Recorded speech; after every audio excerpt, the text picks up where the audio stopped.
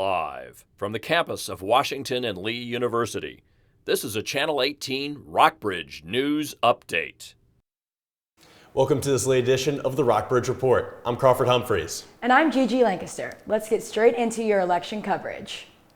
Data collection issues swept the state earlier this evening as the Virginia Board of Elections website failed multiple times. Earlier, most precincts had not reported and citizens were in the dark. To try to understand these data issues, we welcome our Chief Data Analyst, Luke Basham, to the studio, who has been handling data collection for elections for the past 3 years. Luke, thank you so much for being with us. What is happening with the Virginia Board of Elections? Thank you, Crawford. Well, almost immediately after 7 p.m. when polls closed, we started to see discrepancies on the Virginia Board of Elections website, or the Department of Elections website. For one, we saw that some precincts were immediately saying that 100% of votes were reported when we knew that couldn't be true just based on the timing. Then, out of nowhere, we saw the State Department of Elections server crash, and about 20 minutes later, we saw it crash again. We continue to see these issues in some precincts. For instance, we saw around 500 votes reported, listed 100% reporting. Then when we refreshed it, the number jumped up to 2,000, still 100% reporting. So for a while, we were unable to properly assess the validity of the results we were getting from the official Virginia Department of Elections website. Certainly in the 3 years that I've been doing this, I haven't seen anything of the sort. Thank you, Luke. While we were sorting through these issues, the Virginia Board of Elections has noticed the issue. They've taken to Twitter to let their followers know, writing, quote, "We are aware of the problem with our results on our website and are working to fix it." In the state's highly anticipated House and Senate races, winners and losers are starting to emerge in the Rockbridge area Senate race. Incumbent Cree Deeds has defeated Elliott Harding, gaining 67.73% versus 31.91%. Precinct reporting is only 88.2. Ronnie Campbell has defeated Christian Worth and Eli Fishpaw as the incumbent, with gaining 63.73% of the vote, with the precinct reporting of 63.83%.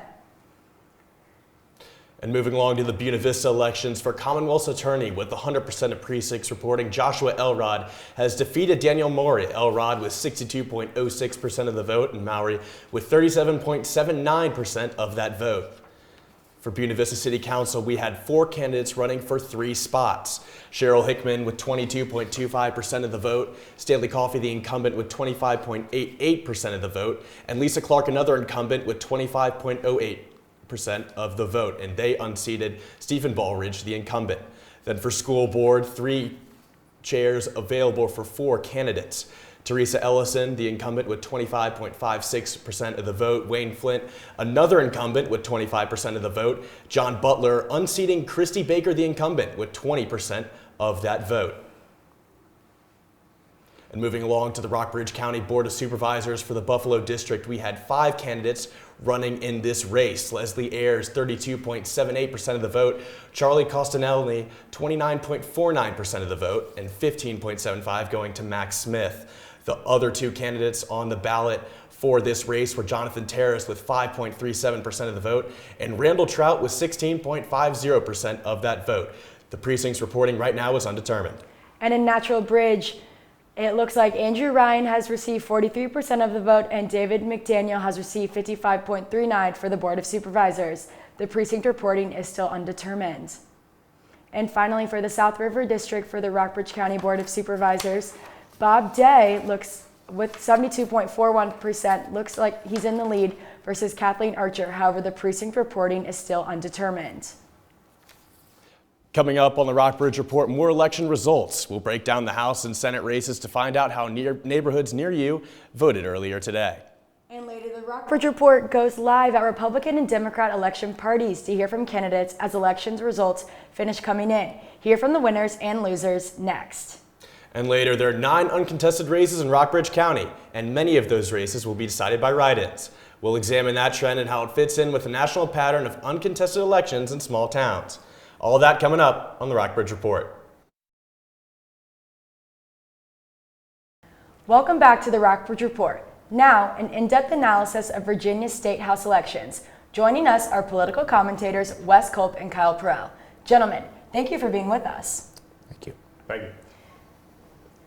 So for the Virginia State Senate District 25, Cree Deeds, the Democrat incumbent, won, even though the precinct reporting is only 93%. Gentlemen, how do you feel about this? You know, I think this is what we expected the last time this district was contested. It was in 2011 with a similar situation. A lawyer or a personal lawyer from Charlottesville running against Cree Deeds, and what we have is a very similar result with similar turnout.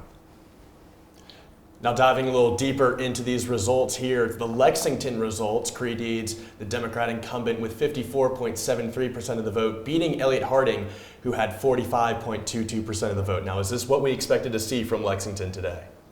Absolutely. While this isn't necessarily a Democratic stronghold in the general area, I think Cree Deeds expected to do well here, and I think he got it. He got what he needed to get done. And now with the Buena Vista results, with Cree Deeds winning 54.04%, is that also something that you expected? Yeah, I would agree that it is something that we'd expect. I think Buena Vista performed similar to Lexington in elections, local elections, since it's due to its separate status as an independent city within Rockbridge County and the demographic groups that live within the city. Now continuing on to Rockbridge County results, Cree Deeds also the winner in Rockbridge County, 54.73% of the vote compared to Harding's 45.22%. Once again, is this what we expected to see from Rockbridge County, or did we expect to see the independent take this one? I would say that I expected Elliott Harding to win this one, or at least if he's not going to do well in Rockbridge, he's not going to do well anywhere else, because this would be his kind of base of support, being kind of the Republican stronghold. Cree Deeds is an independent, but has received endorsement from Republican bodies and is running in some ways as a Republican, even though he's technically an independent. But we predicted that if he doesn't do well in Rockbridge, he's not going to do it well anywhere else. And for the district-wide results, Ronnie Campbell, the Republican incumbent, won, gaining 63.73%. Was this also what you expected to see? I think this is what we expected to see. I know that Democrat groups and outside groups had put a lot of money into this race and other races in rural Virginia as a whole. I think they wanted to see a change in direction within the rural areas of Virginia. I don't know if they wanted, I assume they wanted to do better than this, but I think this is generally what we expected. Now diving in deeper to the results from the Virginia House of Delegates race, Christian Worth the winner in Lexington. The Democrat with 69.94% of the vote compared to Campbell's 28.84%. So much different picture here in Lexington. Is this normal? Yeah, absolutely. Lexington sort of within Rockbridge County is that Democratic bubble that we've talked about, and I think Christian Worth to perform well here, she certainly needed this if she had any chance of doing well in the race, and I think she got what she needed here. And with the Buena Vista results, Ronnie Campbell, the Republican incumbent, won. And you said that BV and Lexington usually their voting is similar. How do you make of this? Well, maybe I'd like to amend that. I would say that BV kind of performs in between, say, that the broader Rockbridge County and Lexington. It's being a town, it has the trappings of a town in terms of its electoral performance, but it's also doesn't have the same university background that Lexington does, which is why it went for Ronnie Campbell. Now continuing with the results here for Rockbridge County, Ronnie Campbell winning Rockbridge County, 59% of the vote compared to Worth's 38%. Gentlemen, is this what we expected to see from Rockbridge County? Again, this is absolutely what we expected to see. I think that by and large, Rockbridge going to vote Republican, majority rural area. This is what Ronnie Campbell needed to win. He certainly got the margin that he needed. Now looking at both of these races, of course, just a small picture of the puzzle here. But do you expect this to have any bearing on what we see in 2020 with the presidential election? I would say due to the, I would say yes. I think it represents, I think the higher turnout we've seen previously, and as of a few minutes ago, and the turnout we've seen so far has been higher than in previous elections of similar off-year elections, and I think that indicates a heightened level of interest in the electoral process, which in turn I think will have a bearing on 2020. And Kyle, what do you make of this? I'd like to think that, as Wes talked about and as Luke talked about, turnout is key, but as Luke touched on earlier, it's hard to tell with the faulty nature of the Virginia Elections website. I think as we move forward and as we go into the night, we'll be able to see further how this turnout compares to past years more specifically, and then we can make a determination about excitement both on a Republican standpoint and from a Democratic standpoint. What are those numbers that you have in your hand? So right now we have Senate reporting for 21 Democrats out of 40 seats. They've taken a majority in the Senate, and then in the House, 40 Democrats, 37 Republicans. I think that the Democrats they're close to a majority in the House and then taking the majority in the Senate. I think that bodes well for them moving forward, especially as we get into election season. Kyle, Wes, thank you for both being with us. Now we go to reporter Jack Douglas, who was at the Republican Victory Party just a few minutes ago. Hi everyone, I'm Jack Douglas. I'm here from White Hollow Farm with Delegate Ronnie Campbell, who's running for the 24th House District, and we really appreciate your time. Thank you for being here with us. What were kind of your goals for this campaign and spreading the word about your campaign? What were your overall goals? We started at the end of the last legislative session and started working up to where we are right now, but there was basically, we're in a district that is pretty solid Republican. Okay. But we ran the whole time like we were losing. Right. And we did everything that we could possibly do so we'd be where we are tonight. And that's pretty much it. I talked to your wife earlier, and she told me a little bit about your method and kind of the best ways you've found to be successful. She mentioned knocking on doors being one of the most simple ways to be able to connect with people. Will you speak about your method, how you went about it? Well, we did everything. We called people, we knocked on doors, and I'd be out during the day and I would see people and I'd just stop them and talk to them. So it was a continuous thing, but knocking on doors has been something that I don't know how many doors we've knocked on in this district, but I tell you, we have knocked on a lot of doors in this district. We had a lot of help from college Republicans that were helping us with that, and we had local people. We had people in the Republican Party that were making phone calls for us, so it was a joint operation from everybody that was involved. That sounds like a very effective campaign. I really appreciate your time tonight, and I just wanted to say thank you so much and best of luck to you in your campaign. Thanks for taking the time to talk to us. Well, thank you, and best of luck to you at Washington and Lee. Thank you. Back to you guys in the studio, Crawford and Gigi. Thank you. Good night from White Hollow Farm. The results are in from the Kentucky election, where WNL alum and incumbent Governor Matt Bevin has lost his seat. Bevin was the favorite for governor until a series of misplays allowed opposition party leaders to attack. He openly feuded with school teachers, dismissed Republican colleagues, and exaggerated claims that he was forced to defend. As numbers from that election roll in, we'll keep you in the loop at home. Coming up on the Rockbridge Report, we'll come to you live from the Democratic headquarters to talk with Christian Worth's team about the results. And later, 75% of races in the Rockbridge County had 1 or 0 candidates. We'll check out those races and explain why small cities are trending towards uncontested elections. Stay with us.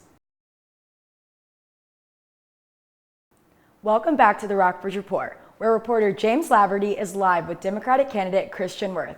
James, how's it going over there? I'm James Laverty, and I am back here at the Democratic Party headquarters in Lexington, Virginia. I'm here with Christian Worth again. Christian, thanks for coming on again. Yeah, I'm glad to be here. So this place was bustling just a couple minutes ago when it was announced that the House of Delegates and the State Senate has gone flipped to the Democrats. Christian, what's that going to be like? You have the governor's office, the State Senate, and the House of Delegates. What can you get done now? We're going to be able to do so much. We are going to be able to make a difference in the lives of everyday Virginians across the Commonwealth. I think now we'll be able to come together and make Virginia not just number one for business, but number one for families, number one for healthcare, public education. We're going to be able to redirect all our energies toward all of the issues and everything that's been neglected for almost a generation with majority in power in the General Assembly. What are some of the issues that you think need to be focused on coming forward in this next legislative session? Well, particularly coming from a rural district, I think we need to look at restoring state funding for our public education. That was a priority for me, and I think will be a priority as well. There are also other things we can do, like the ERA will finally pass, which was supported at a bipartisan level by the overwhelming majority of Virginians. So that's one example, but a lot of important work to be done. So, do you think this victory had more to do with kind of local issues and kind of kitchen table issues that matter to people on a local level, or more of the national political climate out of what you hear every day coming from Washington? I'll be really honest, I've been so focused on my district. I'm not sure I could answer that question this evening, and I'm sure a lot of people will be looking at that, and we'll be discussing the answers tomorrow. And do you think this says anything going into the 2020 election? I sure hope so. Thank you. That's Christian Worth. And guys, thanks for having me. Back to you. Thanks, James. And for continuous coverage of the 2019 election, visit us on the web at rockbridgereport.wlu.edu or follow us on Twitter at Rockbridge News. In Rockbridge County and across the nation, unopposed elections are on the rise, according to a study published by Rice University. In small towns, the study found that nearly 80% of elections are unopposed, compared to only 15% in big cities. And in Rockbridge County, that data is holding true. A full 3/4 of Rockbridge County's races are uncontested, which is the highest percentage in over a decade. 9 local races have one or no candidates running for office. For detailed information on all the uncontested races and candidates in the county, check out Elizabeth Bell's article online at rockbridgereport.wlu.edu. Now, Gigi, let's meet those candidates. What positions are up for election in the county? For the Buffalo District School Board, Wendy Lovell is running unopposed. She is the incumbent. For the Natural Bridge District School Board, it is a write-in. For Walker's Creek District School Board, Neil Whitmore, and Commissioner of Revenue, David Weitzel. Moving on to more results here from Rockbridge County. Steve Funkhauser is running unopposed for sheriff. Jared Moon running unopposed for Commonwealth's attorney, and for treasurer, Betty Travato is running unopposed. Uncontested races in Buena Vista, Mayor Bill Fitzgerald and Clerk of Court Christopher Coleman. And one more uncontested race here in Glasgow. The mayor is being run by a write-in candidate. Now, a couple of races that we are monitoring that have multiple candidates. We have 4 candidates running for 2 spots for Soil and Water Conservation Director in the Natural Bridge District. Those spots are going to Timothy Goodbar Sr., who garnered 27.62% of the vote, and Reed Mackey, who got 28.55% of the vote, with 100% of precincts reporting.